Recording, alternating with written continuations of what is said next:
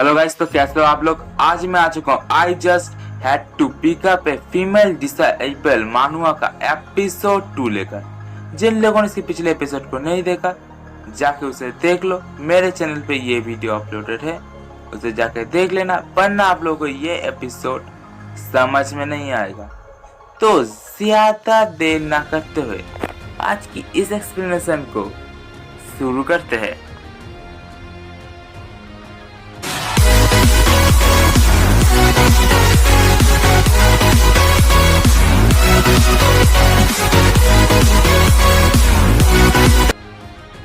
तो इस एपिसोड की शुरुआत भी वहीं से होती है जहां से पिछले एपिसोड खत्म हुआ था। पिछले एपिसोड के एंड में हम लोगों ने देखा था कि करीना कह रही होती कि मास्टर, क्या आपके पास इसके अलावा मेरे लिए कोई एक नॉर्मल सा कपड़े नहीं है?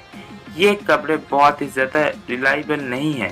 उसके बाद हमारा मेन कैरेक्टर ये कहता है कि माफ करना, तुम्हारे जो कपड़े थे वो ऑलरेडी डिस्ट्रॉय हो चुके हैं और मेरे पास तुम्हारे लिए इसके अलावा और कोई भी कपड़े नहीं है और वो कोई भी कपड़ा तुम्हारे साइज में फिट नहीं आ रहा, इसलिए मैं कुछ नहीं कर सकता। उसके बाद वो लड़की कहती यानी करीना कहती है कि हाँ मेरे ख्याल से तुम्हारा तो कोई और ही मतलब है। उसके बाद मेन कैरेक्टर से कॉन्ट्रैक्ट देते कहते हैं तुम पहले इस कॉन्ट्रैक्ट पे साइन कर दो। उसके बाद वो लड़की कहती है मतलब करीना कहती है कि क्या कॉन्ट्रैक्ट, मैं कभी भी, तुमने भले ही मेरे लाइफ को बचाया हो लेकिन मैं इस कॉन्ट्रैक्ट में साइन करके तुम्हें अपनी बॉडी नहीं बेचने वाली। उसके बाद हमारा मेन कैरेक्टर ये कहते हैं कि अरे यार तुम छोटी बच्ची, मुझे तुम्हारे बॉडी के ऊपर कोई भी अभी इंटरेस्ट नहीं है, वैसे भी मैं अभी भी वर्जिन हूँ और बहुत सारी खूबसूरत लड़कियाँ मेरे पीछे पड़ी है, मेरे वर्जिनिटी के ऊपर कोई सवाल मत उठाओ। उसके बाद करीना हमारे मेन कैरेक्टर के कान में आके कहते कि हाँ जैसे कि मैं तुम्हारे बातों पर विश्वास कर लोगी, कोई और बंदा होता तो शायद तुम्हारे इन सारे बातों के ऊपर विश्वास कर भी लेता, लेकिन मुझे नहीं लगता कि तुम अभी तक वर्जिन हो।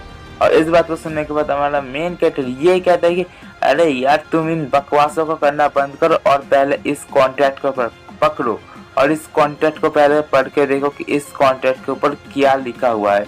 और जैसे ही हमारी करीना उस कॉन्ट्रैक्ट को खोलती है उसके अंदर एडमिशन फॉर्म था और ये एडमिशन फॉर्म बेसिकली इस ग्रुप में ऐड होने के लिए था।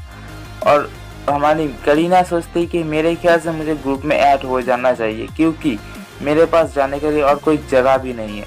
इसी वजह से मेन कैरेक्टर कहते हैं कि ठीक है तुम उसके ऊपर अपना स्पिरिचुअल पावर का थोड़ा सा यूज करके सिग्नेचर कर दो। और जैसे ही वो सिग्नेचर करती है वहाँ पे एक बहुत ही ज्यादा भयानक ऑरा रिलीज होता है और चारों तरफ बहुत ज्यादा भयानक ऑरा जाने लगता है।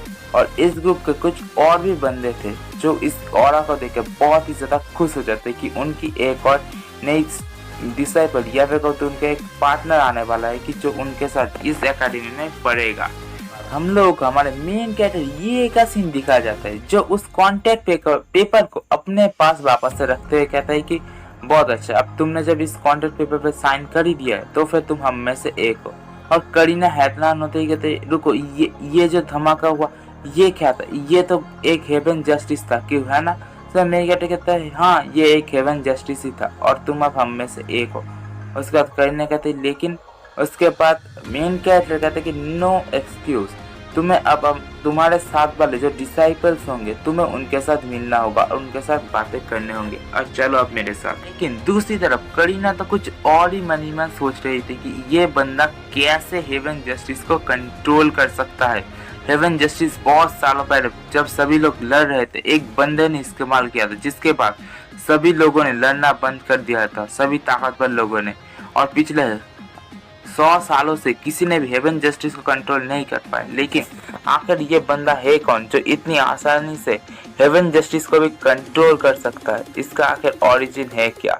उसके बाद हमारे मेन कैरेक्टर से करीना कहते कि अरे रुको, मेरे लिए तो रुको, मुझे भी जाना है। उसके बाद उनके एकेडमी के ट्रेनिंग ग्राउंड का सीन दिखाया जाता है जहाँ पे सभी के सभी स्टूडेंट उनके लिए ही इंतजार कर रहे थे। उनमें से पीले बालों वाला लड़का कहते अरे यार नई जो डिसाइपल आई वो तो बहुत ही ज्यादा क्यूट और सेक्सी है, कितनी खूबसूरत दिख रही है।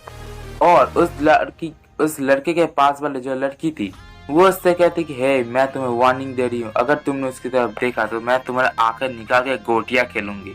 और वो दोनों एक दूसरे गुस्से में देखने लगते हैं तो पीछे से लड़की कहते अरे यार तुम लोग क्यों गुस्सा होते हो, इतने ज्यादा गुस्सा भी होना सही बात नहीं है। और पीछे का बंदा भी कहता है हाँ तुम लोग एक नए डिसाइबल को लेके इतने ज्यादा झगड़ते क्यों। और वहीं पर आ जाता है मेन कैरेक्टर, क्या बात कहता है कि अपने आर्ग्यू को करना बंद करो, मैं अपने साथ स्टूडेंट को लाया हूँ और मैंने जो तुम लोगों को सिखाया था वो कहाँ। और वो सभी लोग मेन कैरेक्टर सैल्यूट करते हुए कहते हैं कि गुड मॉर्निंग टीचर। और उनमें से एक बंदा कहता है कि सर हम पांचों यहाँ पे रेडी है कि आप आ चुके हैं हमारे नए डिसाइपल को साथ लेकर। इसके बाद हमारा मेन कैरेक्टर ये कहता है कि हाँ ऑब्वियसली मैं एक नए डिसाइपल को लेके आया हूँ और ये मेरे साथ आई है तुम लोगों के साथ, ये तुम लोग के अब जूनियर है। तो चलो करीना, तो तुम अब अपने आप को इन सभी के सामने इंट्रोड्यूस करो। और सभी लोग पूरी तरीके एक्साइटेड होते हैं कि, और एक बंदा तो गुलाब का फूल लेकर आ जाता है जिसे देख के करीना डर जाती है और मेन कैरेक्टर के पीछे छुप जाती है। डर कहता है कि अरे यार तुम छुप क्यों रही है, चलो जाओ अपने जो भाई बहन है यानी जो सीनियर भाई बहन है उन्हें जाके अपना इंट्रोडक्शन दो। और वो जाते हैं कि हेलो ब्रदर्स, लेकिन उन सभी लोगों को देखने के बाद वो थोड़ी सी कंफ्यूज हो जाती है और वो गिनते ही कहते हैं कि मास्टर आपने तो कहा था कि 4 भाई है और 1 बहन है, लेकिन मैं तो यहाँ पे 3 भाई और 2 बहनों को देख पा रही। उसके बाद हमारा मेन कैरेक्टर एक स्माइल करता है और सीधा जाकर उस लड़की को पकड़ते हुए कहता है कि ये कोई लड़की नहीं, ये एक लड़का है। बेसिकली इस लड़के को एक बुरी आदत है कि इसे लड़कियों के कपड़े बहुत ही ज्यादा पसंद आते हैं, इसी वजह से इसने लड़कियों जैसे कपड़े पहनने लगे हैं, लेकिन एक्चुअल में ये एक लड़का है। अगर तुम्हें प्रूफ चाहिए तो मैं तुम्हें प्रूफ दिखाता हूँ। क्या है कि वो उसके नीचे के अंडरवेयर के साइड से यार उसके छोटे हथेरे को बाहर निकाल देता है, जिसे देख के करीना पूरी तरीके से हिल जाते है कि हाँ बिल्कुल सही, ये तो कोई लड़की है ही नहीं, ये एक लड़का है। और छोटा हथेरा गाइस आप लोग देख सकते हो हाथी जैसा बना दिया है।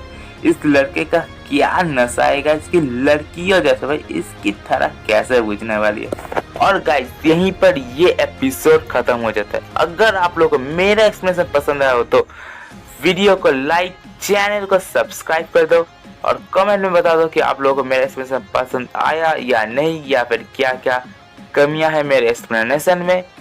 और गाइस अपने दोस्तों के साथ शेयर करना कि अगर आप लोगों को ये पसंद आया। तो मिलते हैं नेक्स्ट एपिसोड में, और इसके आने वाले एपिसोड और भी ज्यादा खतरनाक होने वाले, बहुत सारे ईची सीन्स है और बहुत सारे खतरनाक फाइट्स भी है।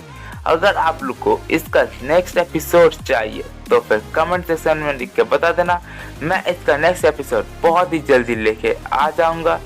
Thanks for watching my video, मिलते हैं नेक्स्ट एपिसोड में।